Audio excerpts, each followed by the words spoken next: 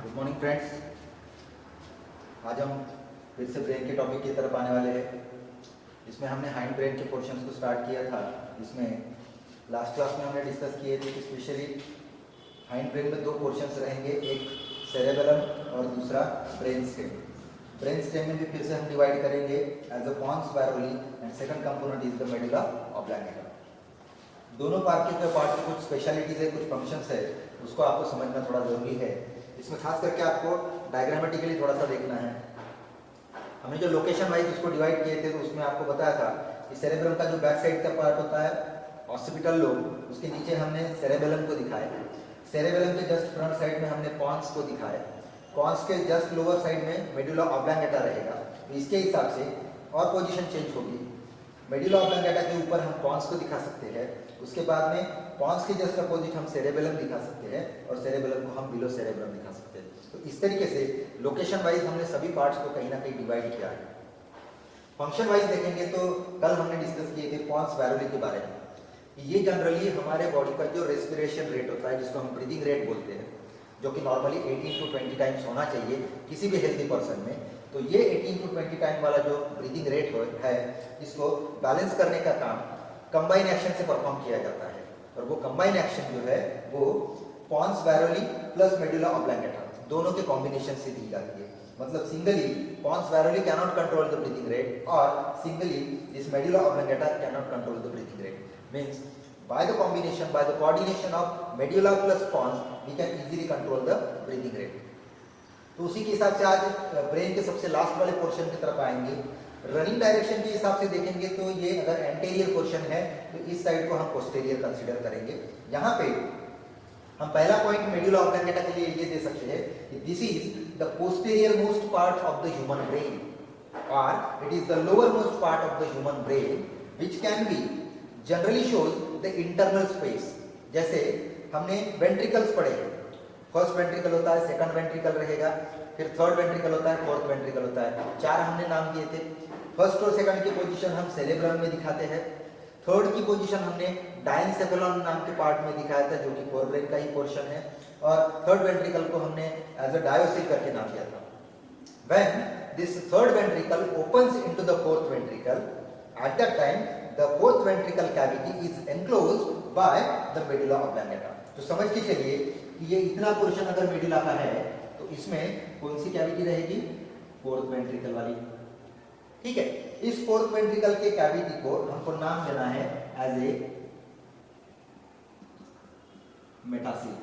ठीक है, एक तो फोर्थ वेंट्रिकल बोलिए या फिर मेटासिल बोलिए।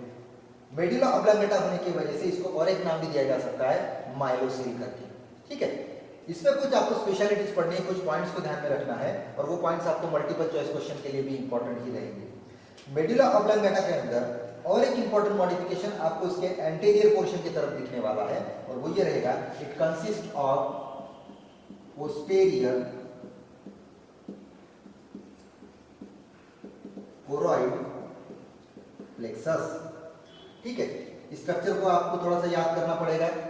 मैंने आपको पहले ही दिन बताया था कि हमारे सेंट्रल नर्वस सिस्टम में दो कोरॉइड प्लेक्सस मिलेंगे और कोरॉइड प्लेक्सस का मीनिंग क्या बताया जाता है?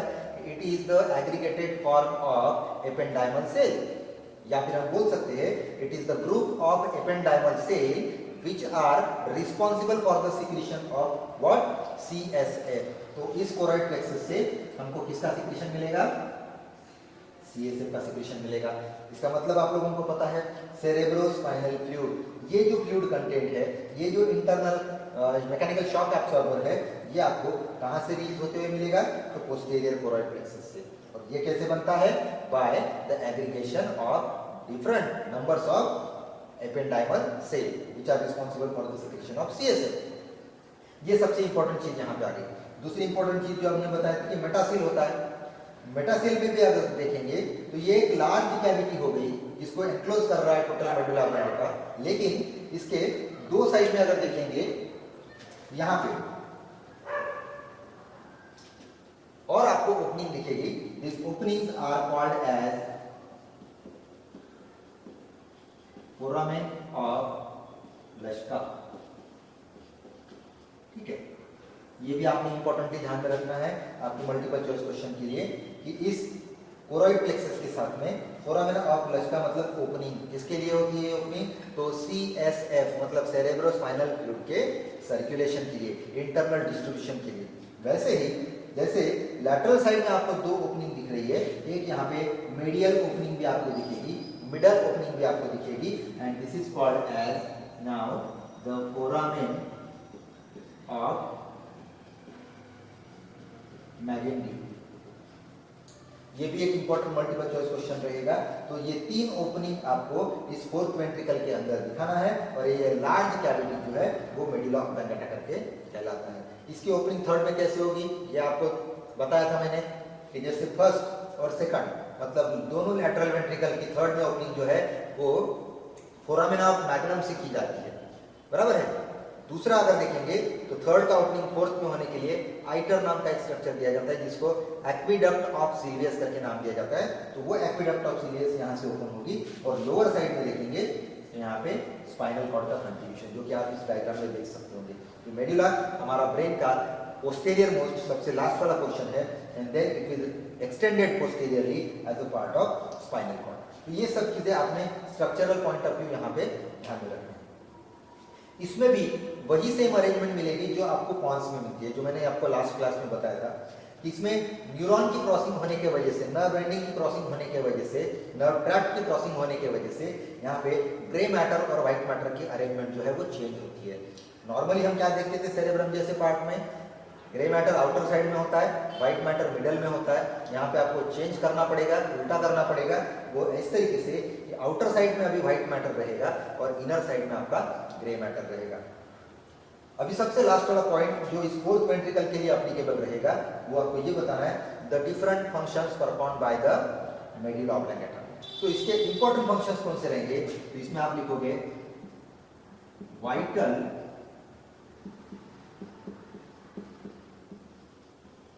Involuntary functions. ठीक है, वाइटल का मतलब क्या होता है? जो बहुत इंपॉर्टेंट है, जो बहुत हमारे बॉडी के लिए जरूरी है। ऐसे कौन से हो सकते हैं? तो उसमें से एक मैंने ऑलरेडी बताया हो, जैसे ब्रीदिंग रेट। आप लोगों को पता है, आप लोगों को आइडिया है कि ब्रीदिंग रेट हमारे बॉडी के लिए कितना जरूरी होता है। ऑक्सीजनेशन और डीऑक्सीजनेशन के प्रोसेस के लिए इनहेलेशन एक्सहेलेशन के थ्रू हम गैसियस मॉलिक्यूल की एक्सचेंज करते हैं, और फिर वो ऑक्सीजन जो अंदर आएगा हमारे लंग्स के अंदर, वो फिर हम ब्लड में ट्रांसपोर्ट करके फाइनली उसको हम क्या करेंगे, हमारे सेल की तरफ डिस्ट्रीब्यूट करेंगे। तो ये ब्रीदिंग रेट भी मेडुला पॉन्स के साथ मिलकर कंट्रोल करता है, उसको रेगुलेट करता है। दूसरी चीज आप देखेंगे तो जैसे वोमिटिंग जैसे एक्शन जो कि लेस डिपेंडेंट होते हैं, या फिर जनरली लेस वाइटल हम बोलेंगे, ऐसी एक्टिविटीज भी यहाँ पे कंट्रोल की जाती है रिगर्जिटेशन के साथ में, वोमिटिंग का पोर्शन। ठीक है, तीसरा एक्शन अगर आपको यहाँ पे ध्यान में रखना है तो आप पेरिस्टाल्टिक मूवमेंट के बारे में जानते हो। जहां पे भी बॉडी में इनवॉल्यूंटरी मसल है, खास करके एलिमेंट्री कैनाल का पोर्शन अगर हम देखेंगे तो स्मूथ मसल के होने की वजह से एक जिगजैग मूवमेंट मेंटेन की जाती है, और उसी वेवी मूवमेंट को हम पेरिस्टाल्सिस बोलते हैं। तो पेरिस्टाल्सिस मूवमेंट को भी कंट्रोल करने का काम यही करता है। इवन हमारे हार्ट रेट को जैसे ब्रीदिंग रेट कंट्रोल कर रहा है, वैसे ही हार्ट रेट को भी ये कंट्रोल करता है, लेकिन ये थ्रू एएनएस होता है। ऑटोनोमस नर्वस सिस्टम के साथ कनेक्टेड होने की वजह से इंटीमेटली कहीं ना कहीं हमारे हार्ट बीट्स या फिर हार्ट रेट को भी ये कंट्रोल करने का काम करता है। तो यॉइंग प्रोसेस हो गया, स्नीजिंग प्रोसेस हो गया, स्वॉलोइंग प्रोसेस हो गया, या फिर आप कंसिडर करेंगे वोमिटिंग इसमें इंक्लूड कीजिए, फिर हार्ट रेट, ब्रीदिंग रेट, इस तरीके से भी वाइटल एक्टिविटीज को हम यहाँ पे कंट्रोल करते हुए दिखाएंगे। और इसीलिए मेडुला इतना ज़्यादा इंपॉर्टेंट पार्ट हमारे ब्रेन का बन जाता है, और ऐसा कहा भी जाता है मेडिकल साइंस में खास करके कि any sudden damage to the medulla oblongata will leads to the sudden death of the person. जिस किसी पर्सन के मेडुला ऑब्लांगेटा को अगर थोड़ी सी भी इंजरी होती है तो सडनली उसमें डेथ आने के चांसेस सबसे ज़्यादा है। ऐसा क्यों होता होगा? तो आप लोगों को आगे समझना है, आगे पढ़ना भी है। वो ये चीज़ रहेगी कि मेडुला ऑब्लांगेटा में आपको क्रैनियल नर्व में से जो टोटल 12 पेयर्स होते हैं, उसमें से इंपॉर्टेंटली 8 पेयर्स जो है वो डायरेक्टली मेडुला के साथ कनेक्टेड है। तो समझ के चलिए कि 12 में से 8 पेयर अगर मेडुला से अराइज हो रहे हैं या फिर एंड हो रहे हैं, और most of the important activities अगर हमारे मेडुला ऑब्लांगेटा से कंट्रोल किए जा रहे हैं, इसका मतलब इस 8 पेयर में से किसी भी एक या दो पेयर को अगर डैमेज क्रिएट होता है तो आप देखेंगे वो एबिलिटी डिस्टर्ब हो जाएगी, वो रप्चर हो जाएगी, and finally that person will leads to the death. तो इसीलिए कभी बोर्ड के एग्जाम में भी ये क्वेश्चन पूछा जाता है कि why sudden death is occurred when any injury occurred to the middle oblongata. तो उसमें आपको इंपॉर्टेंटली फंक्शन क्या लिखना है, because this is the main point of origin and point of ending for the 8 pairs of cranial nerves out of the 12 pairs। 12 में से 8 pair यहाँ पे अराइज होंगे, एंड होंगे, और वो मोस्ट वाइटल एक्टिविटीज को कंट्रोल करने वाले रहेंगे, और इसीलिए यहाँ पे कोई भी डैमेज, कोई भी इंजरी होती है तो उस पर्सन का सडन डेथ होने के चांसेस आपको मैक्सिमम दिखेंगे। तो यहाँ तक मुझे लगता है कि आप लोगों को थोड़ा समझ में आया होगा। थोड़ा सा रिकॉल कर देता हूँ, क्योंकि ब्रेन एक सबसे बड़ा टॉपिक है यहाँ पे। तो हमने क्या पढ़े थे शुरुआत में, तो सेंट्रल नर्वस सिस्टम हमने स्टार्ट किए थे। सेंट्रल नर्वस सिस्टम में हमने देखा कि दो कंपोनेंट बनते हैं, एक ब्रेन और दूसरा स्पाइनल कॉर्ड। स्पाइनल कॉर्ड को अभी हमको पढ़ना है, ठीक है। ब्रेन में हमने फिर डिवाइड किए थे कि फोर ब्रेन रहेगा, मिड ब्रेन रहेगा, हाइंड ब्रेन रहेगा। कोर ब्रेन को भी हमने डिवाइड किए, जिसमें ऑल्फैक्टरी लोब था, उसके बाद में हमने देखे सेरेब्रम, देन डायनसेफेलॉन, ठीक है। ये तीन पार्ट को कंप्लीट करने के बाद हम आए थे मिड ब्रेन की तरफ। मिड ब्रेन में भी हमने कॉर्पोरा क्वाड्रिजेमिना और फाइनली उसके साथ में क्रूरा सेरेब्री, या फिर जिसको सेरेब्रल पेडंकल कहा जाता है। फिर हमने कॉर्पोरा क्वाड्रिजेमिना को फिर से डिवाइड किए थे, एक सुपेरियर एंटीरियर कॉलिक्यूली होता है और दूसरा इंफीरियर या फिर पोस्टीरियर कॉलिक्यूली होता है, जो कि विजुअल और ऑडियो रिफ्लेक्सेस को कंट्रोल करने का काम करता है।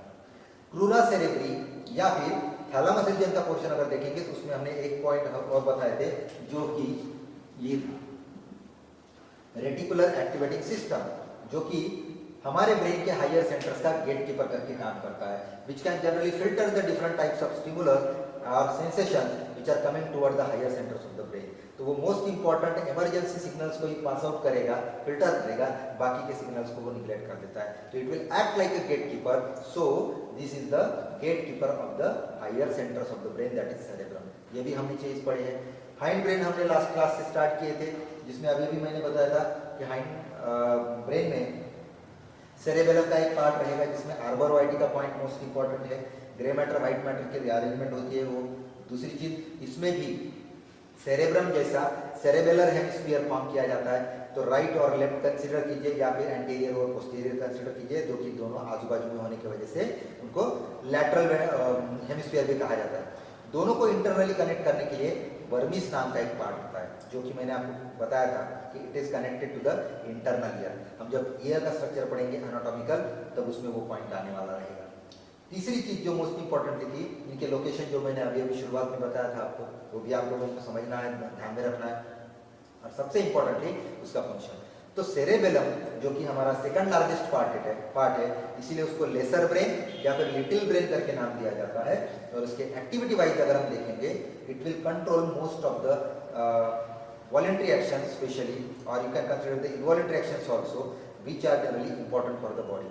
तो उसको कैसे कंट्रोल किया जाता है, तो जो मस्कुलर टोन होता है, जो न्यूरोमस्कुलर जंक्शन होता है, जो कोऑर्डिनेशन रहेगा, उसके ऊपर कंट्रोल होता है इसका। और इसीलिए मैंने कल आपको एक एग्जांपल भी बताया था कि जो अल्कोहलिक पर्सन्स रहेंगे, जो ड्रिंकिंग करने वाले लोग रहेंगे, उनको आप देखेंगे कभी भी सीधा चलना नहीं होता है, क्योंकि जब अल्कोहल बॉडी में आएगा तो directly it will affect on the cerebellum और little brain, by that it will loss the neuron plus muscular junction. तो न्यूरोमस्कुलर जंक्शन में डिस्टर्बेंसेस क्रिएट होने की वजह से उस पर्सन का बैलेंस, इक्विलिब्रियम या फिर स्टेबिलिटी जो होती है वो डिस्टर्ब होती है। तो ये स्टेबिलिटी या फिर जो बैलेंस है वो कैसे मेंटेन किया जाता है, तो दो तीन चीजें मैंने बताया था। एक ओरिएंटेशन इंपॉर्टेंट होता है, उसके साथ में उसका पोस्चर भी होना जरूरी होता है, जिसको हम मूविंग डायरेक्शन के साथ में भी कोरिलेट करेंगे। तो ये सब चीजें हम कहीं ना कहीं हमारे ब्रेन के हायर सेंटर से कोरिलेट करेंगे। इसमें सबसे बड़ा जो टॉपिक आप लोगों को ध्यान में रखना है वो है ब्रेन के हायर सेंटर। सेरेब्रम की जो फंक्शनल एरियाज मैंने बताया था, फ्रंटल लोब में क्या होता है, पैराइटल में क्या होता है, ऑसिपिटल में क्या होता है, या फिर टेम्पोरल में क्या होता है, वो आपको इंपॉर्टेंटली ध्यान में रखना है। एक बार ये चीज आपने कवर कर ली है तो ब्रेन को समझना उतना ज़्यादा डिफिकल्ट नहीं रहेगा। तो इसीलिए यहाँ पे आज हम ब्रेन के सभी पार्ट्स को कंप्लीट कर रहे हैं, और नेक्स्ट क्लास से हम स्टार्ट करेंगे हमारे सेंट्रल नर्वस सिस्टम का दूसरा यूनिट, वो है स्पाइनल कॉर्ड। उसके बारे में जो भी डिटेल्स है वो हम नेक्स्ट क्लास में डिस्कस करेंगे। Thank you. जो भी डाउट्स आते हैं आप लोगों ने कमेंट सेक्शन में पोस्ट करना है, और नहीं तो फिर डायरेक्ट कॉन्टैक्ट करके भी आप उसमें पूछ सकते हैं।